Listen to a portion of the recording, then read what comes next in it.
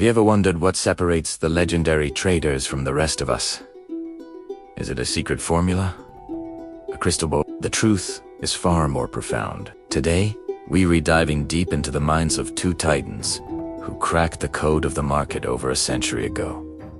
Jesy, the man who decoded the crowd, and Richard Wickoff, the architect of market structure. Their stories are not just about money. They're about psychology, discipline, and the timeless dance of fear and greed. Let's start with the legend himself, Jesy. Picture this. It's 1877, and a boy is born into a poor farming family in Massachusetts. This isn't the origin story you'd expect for a Wall Street king. At just 14 years old, with $5 in his pocket and a refusal to become a farmer, he ran away from home. He landed a job as a chalkboard boy in a brokerage firm. His task simple: write stock quotes on a giant board all day long. But for young Jesy, it wasn't just numbers. It was a live feed of human emotion. He started seeing patterns, not in the math, but in the collective greed and fear reflected in the price movements. He noticed that history and human behavior seemed to repeat itself.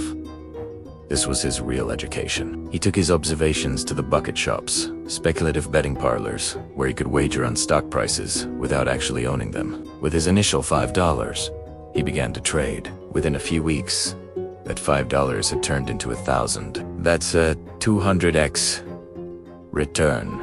For a teenager at the turn of the century, this was an unimaginable fortune. It was the first taste of a success that would become legendary, but this was just the beginning of his meteoric rise. By 1906, Livermore was already a millionaire, a celebrity on Wall Street known for his audacious bets. Then came the panic of 1907. While the world was in chaos and markets were crashing, Livermore kept his cool. He saw the panic for what it was: an overreaction, a tidal wave of fear. And so, he did the unthinkable. He shorted the market, betting against Wall Street itself. When the dust settled, he had made $3 million, but even that would be dwarfed by his greatest trade. Fast forward to 1929.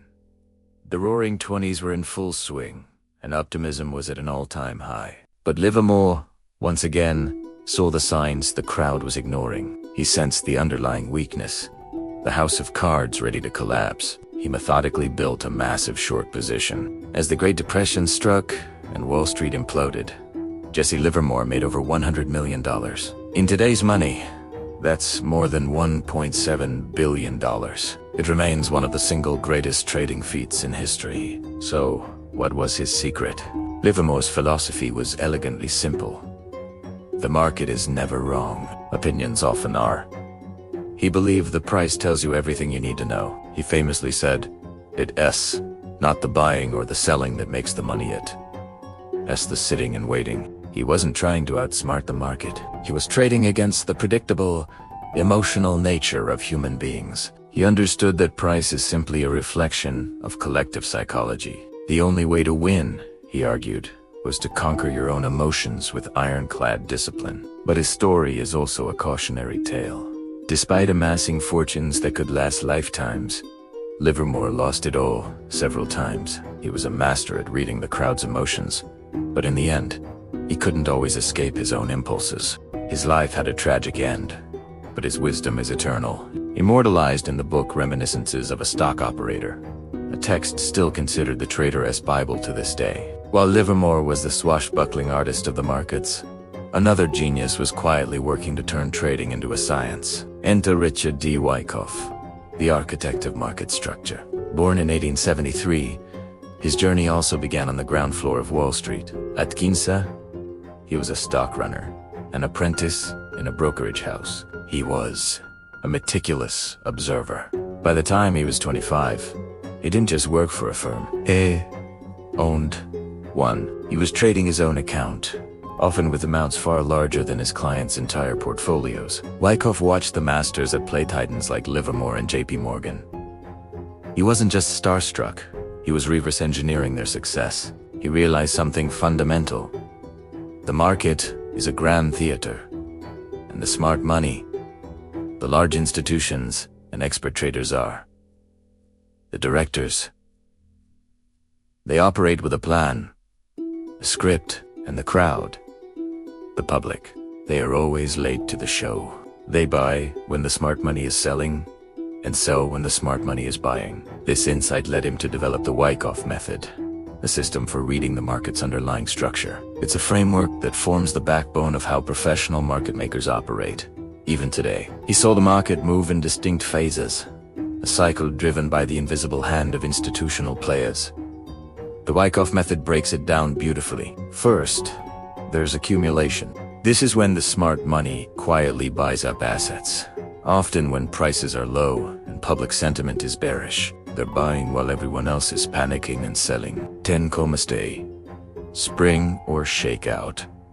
This is a final, deceptive move down a trap designed to scare the last remaining weak hands into selling their positions right at the bottom, delivering their shares directly to the institutions. Next is the markup.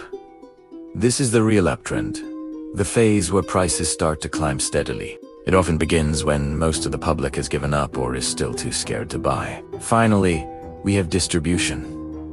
At the peak of optimism, when the news is great and the public is rushing to buy in, the smart money begins to carefully unload their positions, selling their shares at a huge profit to the unsuspecting crowd. Unlike Livermore's dramatic, headline-grabbing profits, Wickoff's success was quieter, more consistent. He was regarded as one of the most methodical and successful traders of his era. But his goal wasn't just personal wealth. It was education. He founded the magazine of Wall Street, which, at its peak, had over 200,000 subscribers and an enormous audience in the early 1900s. He believed that the average investor could learn to play the game if they understood the rules. Wickoff created the first ever professional trading course, leaving behind a legacy and a system that is still studied and applied by institutions and professional traders around the globe. He didn't just teach people what to do, he taught them how to think. So what can we learn from these two giants? What did Livermore, the lion, and Wickoff, the mapmaker, have in common? First, both started from absolute zero. No capital, no connections, no silver spoons. Their success was earned through grit, observation, and an obsessive desire to understand the market. Second, and most importantly, both understood a universal truth. The market is not about math, it's about psychology. It's a game played in the minds of millions of participants. The charts and numbers are just the footprints left behind by human emotion, by greed, fear, hope, and despair. Livermore acted on this insight like a predator, a lion in the jungle, sensing the fear of the herd and striking with lethal precision. Wickoff, on the other hand, chose to map the jungle itself.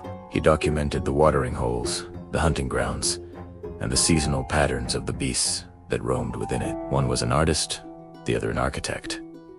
One surfed the emotional wave, the other charted its course. Together, their stories teach us that to succeed in any field where human behavior is a factor, you must first understand human nature itself. And ultimately, the greatest battle is not with the market, but with the person you see in the mirror. Their lessons are more relevant today than ever before. In a world of algorithms and instant information, the one constant is human emotion. The principles they discovered a century ago are timeless. Thank you so much for joining me on this journey into the minds of two of history's greatest traders. If you found this insightful, please hit that like button and subscribe for more deep dives into the strategies and stories that shape our world. Let me know in the comments which one of these legends resonates with you, more the lion or the architect. Until next time, trade smart and stay disciplined.